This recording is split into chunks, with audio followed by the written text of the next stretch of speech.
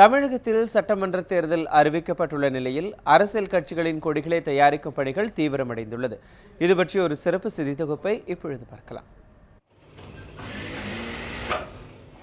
எந்த கட்சியின் பெயரை சொன்னாலும் அக்கட்சியின் கொடியும் சின்னமும் தான் முதலில் அனைவரது மனத்திரையிலும் வந்து போகும். தங்களது ஆட்சி பொதுக்கூட்டங்களிலும் விழாக்களிலும் கொடிகளை கட்டி விளம்பரம் செய்வதை நிர்வாகிகளும் தொண்டர்களும் பெருமையாக கருதுகின்றனர். அதிலும் தேர்தல் நேரத்தில் திரும்பிய பக்கமெல்லாம் கட்சி கொடிகள் அணிவகுத்து நிற்பதை காணலாம். தமிழகத்தில் சட்டப்பேரவை தேர்தல் மே 16ஆம் தேதி நடக்க உள்ள நிலையில் தேர்தல் ஆணையம் அதற்கான பணிகளில் முழுவீச்சில் ஈடுபட்டுள்ளன. அதே நேரத்தில் பிரச்சாரத்தில் முக்கிய அங்கம் வகிக்கும் கட்சி கொடிகளை தயாரிக்கும் பணிகளும் விறுவிறுப்படைந்துள்ளன. அரசியல் கட்சிகள் சார்ந்து 40 வகையான கொடிகள் சேலத்தில் தயாரிக்கப்பட்டு வருகின்றன. தற்போது தையல் தொழில் நலிவடைந்து வரும் நிலையில் தேர்தல் காலங்களில் வரும் ஆர்டர்களால் தங்களுக்கு நல்ல கூலி கிடைப்பதாக கூறுகின்றனர் இதை நம்பியுள்ள தொழிலாளர்கள். எலெக்ஷன் டைமில் தான் வேலை அதிகமாக இருக்கும். மற்ற நேரத்தில் பார்த்தீங்கன்னா ஏதோ கட்சி மீட்டிங் இருந்தால் கொஞ்சம் வேலை கொடுப்பாங்க. எலெக்ஷன் டைமில் ஒரு 10-50 ஒரு 100 ரூபா சம்பாதிக்கலாம், அதிகமாக சம்பாதிக்கலாம், அவ்வளோதான். மற்ற நேரத்தில் ஏதோ வேலை வந்தால் தான், இல்லைன்னா நாங்கள் சும்மா தான் இருப்போம். ஒரு நாளுக்கு ஒரு ஷிஃப்ட் என தயாரிக்கப்பட்டு வந்த கொடிகள் தற்போது தேர்தல் அறிவிக்கப்பட்டுள்ளதால் 3 ஷிஃப்ட்டுகளில் தயாரிக்கப்பட்டு வருகின்றன. இன்னும் ஒரு ஷிஃப்ட் தைச்சிட்டு இருந்தோம், இப்போ 2 ஷிஃப்டாக தைச்சிட்டு இருக்கிறோம்.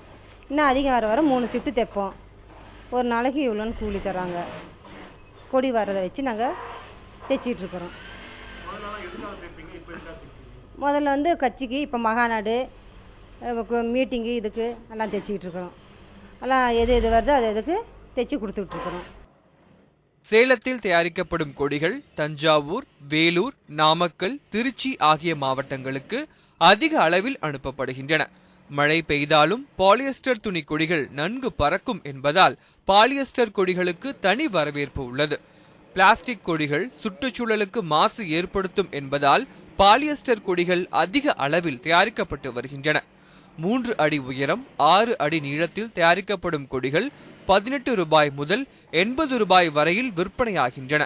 நாள் ஒன்றிற்கு 2000 கொடிகள் வரை தயாரித்து விற்பனைக்கு அனுப்பப்படுவதாக கூறுகின்றனர் உற்பத்தியாளர்கள். இப்போ வந்து அதிக ஆர்டர்கள் எலெக்ஷன் அனௌன்ஸ் பண்ணதுனால அதிக ஆர்டர்கள் வருது.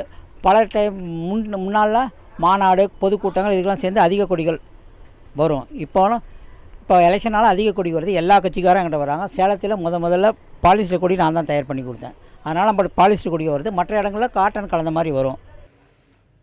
கொடிகள் மட்டுமல்லாமல் வேட்பாளர்கள் பயன்படுத்தும் அங்கவஸ்திரம், காட்டன் துண்டுகள் விற்பனையும் களை கட்ட தொடங்கியுள்ளன.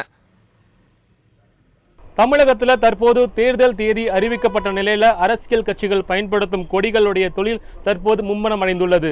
குறிப்பாக சேலத்தில் இதை நம்பி ஏராளமான தொழிலாளர்கள் தற்போது கொடி தயாரிக்கும் பணியில் ஈடுபட்டு வந்திருக்காங்க. தற்போது அவர்களுடைய வாழ்க்கை மகிழ்ச்சியாக கொடி பறக்க துவங்கியுள்ளது.